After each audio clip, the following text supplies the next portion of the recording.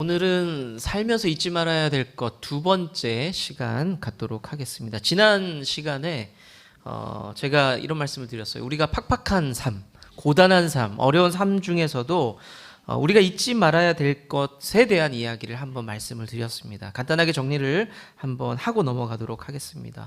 풍랑 속에서, 그러니까 갈릴리 호수, 여기는 또 바다라고 표현되어 있었는데 엄청나게 큰 호수 가운데서 풍랑을 만나게 됩니다.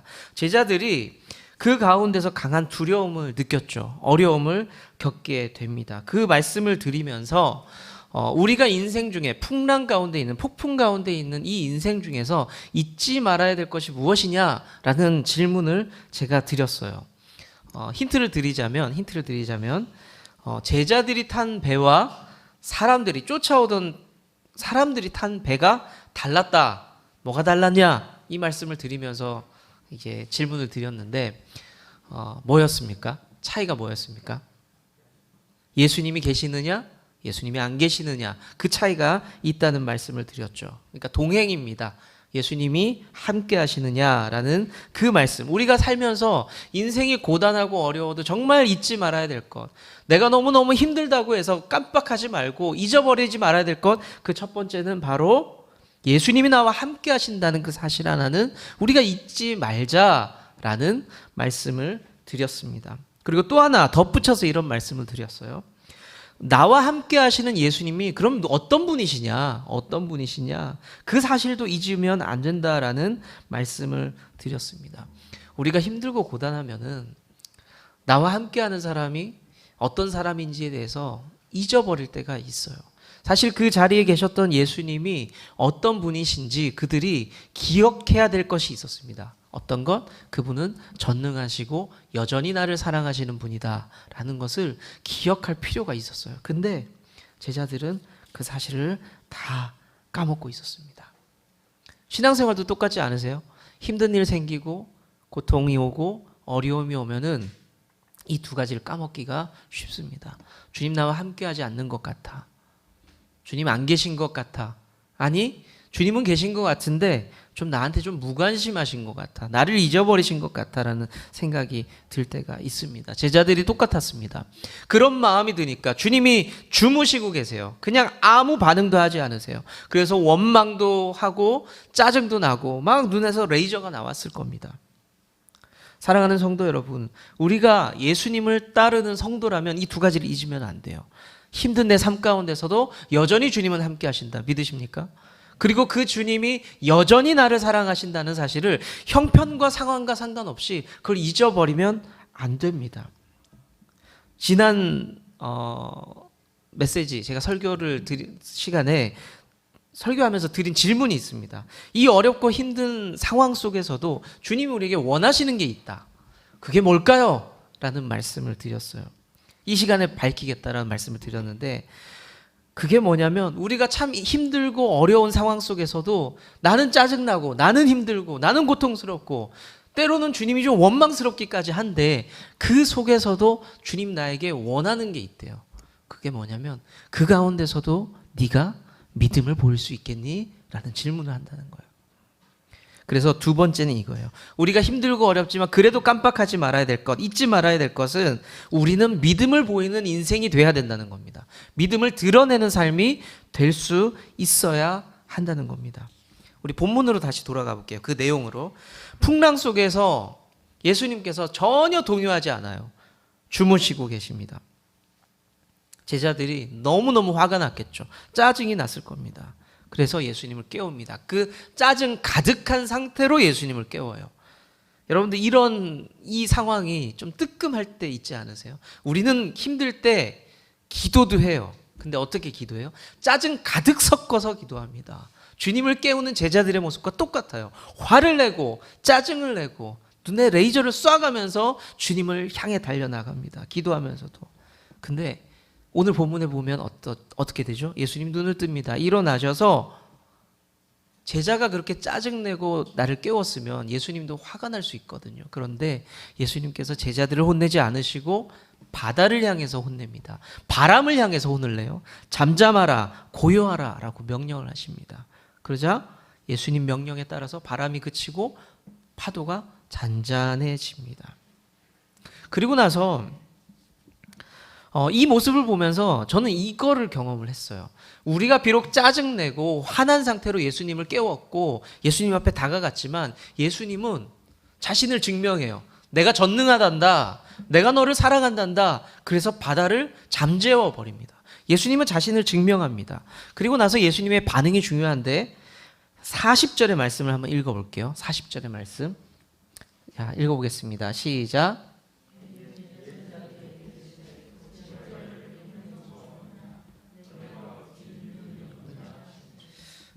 예수님께서 지적하는 게 있었어요. 그게 뭐냐면 너희가 왜 믿음이 없느냐, 어찌 믿음이 없느냐라고 지적을 하고 있습니다. 오늘 읽은 성경에는 어찌 믿음이 없느냐라고 표현이 되어 있는데 영어 성경을 보면 이렇게 되어 있습니다. Do you still have no faith라고 질문을 하고 있어요. still이라는 부사를 사용하는데 still이라는 말이 아직도 여전히라는 말을 사용하고 있습니다. 그러니까 우리식으로 바꾸면 어때요? 아직도, 어찌 아직도 믿음이 없느냐? 어떻게 아직도 믿음이 없느냐라고 예수님이 지적을 하고 있는 겁니다. 자, 이 질문을 통해서 볼 수 있는 게 뭐예요? 예수님 우리에게 원하는 게 뭡니까? 믿음이라는 거예요. 왜 아직도 믿음이 없느냐? 내가 믿음을 원하는데 왜 믿음이 없느냐? 그런데 믿음을 내가 원하는데 그런데 뭐예요? 믿음이 있어요, 없어요? 없다라고 얘기하시는 겁니다. 없다라고. 지금 여러분들을 향해서, 저를 향해서 예수님이 똑같이 말씀하실 수 있어요. 사랑하는 누구누구야, 아들아, 딸아, 왜, 너희는 왜 아직도 믿음이 없느냐? 여러분들에게 질문했어요. 뭐라고 대답하실 거예요? 여러 가지 반응을 할 수가 있겠죠, 우리는. 왜요? 믿음 있는데요. 뻔뻔형. 그럴 수 있잖아요. 그리고 어떤 사람들이 있을까? 뭐라고 대답하실 거예요? 미안합니다. 죄송합니다. 믿음이 없네요. 아니면 변명을 할 수도 있겠죠. 제가 좀 사는 게 좀 그렇잖아요. 믿음 있기가 힘들어요. 아니면 애교형도 있을 수 있어요. 주님 앞에. 아이 왜 이렇게 할 수 있죠. 아빠 대신 하나님이니까. 우린 여러 가지 반응을 하지만 뭐 바꿀 수는 없어요. 우린 믿음이 없어요. 주님 분명히 그렇게 우리에게 말씀하고 있습니다. 근데 여기서 아직도라는 표현을 쓰고 있죠.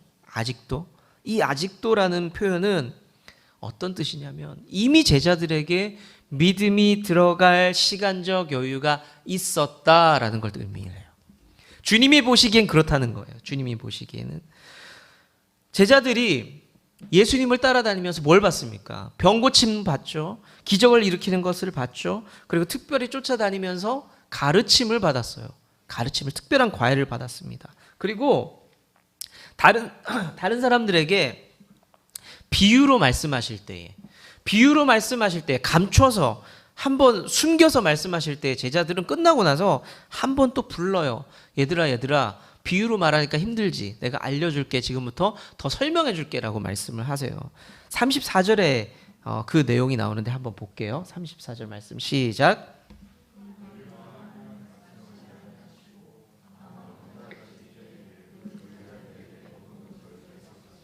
제자들을 다시 불러 모아요. 그리고 나서 다시 해석해줘요. 이런 뜻이었단다. 예수님의 제자는 적어도 예수님 생각에는 예수님이 좋아서 막 쫓아다니던 사람들이 있어요. 제자들이라고 불리었던 사람들 말고 쫓아다니던 사람들이 있었어요. 예수님 생각에는 적어도 그 사람들과는 달랐어야 됐어요. 적어도 얘네는 믿음이 있었어야 됐어요. 근데 예수님 오늘 보니까 딱 깨놓고 보니까 still 여전히 너희들에게 믿음이 없구나. 오늘 예수님의 제자는 풍랑 속에서 시험을 본 거예요. 레벨 테스트를 한 겁니다. 그런데 딱 뚜껑을 열어보니까 예수님께서 이 제자들의 성적표를 봤는데 바닥을 본 거죠. 바닥을 본 겁니다. 우리는 인생의 풍랑이 다 있어요. 제가 보기엔 여기 계신 분들은 다 있어요. 이 인생의 풍랑 속에서 여러분들은 예수님 앞에 어떤 성적표를 드리고 있어요, 지금? 학교에서, 직장에서, 가족 간의 관계 속에서, 사업장에서 어떤 성적표를 하나님 앞에, 예수님 앞에 보여드리고 있습니까? 예수님이 원하는 것은요, 대단한 퍼포먼스가 아니에요. 엄청난 능력이 아닙니다. 여러분들이 도로 위의 자동차를 보세요. 그 자동차의 성능을 얘기할 때 뭐 토크, 마력, 뭐 이런 힘 이런 것들을 설명을 하는데 제로백이라는 표현을 많이 써요. 제로백. 100km를 몇 초 만에 주파하느냐. 뭐 스포츠카들은 뭐 3초, 2초, 뭐 때 뭐 이렇게 붕 하면서 100km를 달리는 거예요. 그 차의 능력이에요.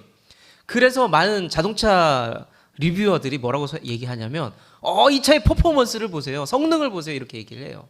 자, 근데 도로 위에 보면은 그런 우리가 가까이 가기 두려워하는 그런 포르쉐 뭐 그런 차들만 있어요? 그런 차 만나면 피해야 되잖아요. 그렇죠? 피해야 돼요. 그런 차들만 있습니까? 아니에요. 자그마한 차도 있고 평범한 차도 있고 조금 고급스러운 차도 있고 많아요. 주님이 우리 인생 가운데서 원하시는 것이 뭐냐? 포르쉐만 원해요? BMW만 원해요? 아우디만 원해요? 좋은 차만 원합니까? 아니에요. 우리에게 원하는 그런 퍼포먼스가 그런 게 아니라는 거예요. 엄청난 간증을 쌓아가고 내가 없는 중에도 이만큼 헌금하고 이만큼 시간을 들이고 그런 것만 원하는 게 아니라는 겁니다. 지금 폭풍 가운데서 원하는 게 뭐냐? 작은 믿음이라도 좀 있다면 좋겠다. 너희들 삶 가운데 엄청난 거 말고 그냥 작은 믿음이라도 좀 있다면 좋겠구나 라고 우리에게 말씀을 하고 있다는 겁니다. 그게 뭐냐면 폭풍 속에서도 내 마음 안 뺏기고 주님 바라보는 거. 주님한테 짜증내지 말고 그냥 주님 기대하고 주님 바라보는 거. 여러분들 삶 가운데서 주님 제가 집을 팔아서 주님께 드릴게요. 제가 신학교를 가겠습니다. 제 인생 제 꿈을 다 접어버리고 선교사로 살겠습니다. 이런 엄청난 퍼포먼스를 원한다고 생각하지 마세요. 그냥 여러분들이 계신 사업장에서 그냥 주님 바라는 그 마음 가지고 살아가는 거예요. 날마다 기도해도 안 변하는 이 상황 속에서도 그래도 주님 기대하면서 나아가는 그 믿음 주님이 원하고 있다는 겁니다. 오늘 본문을 통해서 2주 동안 살펴본 게 뭐냐? 우리가 살면서 힘들고 바쁘고 어려워도 잊지 말아야 될 것 두 가지를 보자라는 말씀을 드렸습니다. 첫 번째 주에 나눴던 예수님 나와 함께 하신다는 것 잊지 말자. 근데 거기에 덧붙인 게 뭐죠? 그 주님이 전능하시고 나를 사랑하시고 나와 함께 하시는 분이다라는 것을 좀 잊지 말자는 겁니다. 두 번째가 뭐였냐면 주님, 우리가 잊지 말아야 될 것. 지금 이 어려운 상황 속에서도 우리는 그래도 주님 앞에 믿음을 드려야 된다. 주님은 우리의 믿음을 원하신다. 그리고 믿음이 성장하길 바라신다. 아무리 바쁘고 힘들어도 이거 잊지 말자. 성도라면 그 말씀을 드렸습니다. 주님은 나무 당신은 가지니 사랑의 열매 맺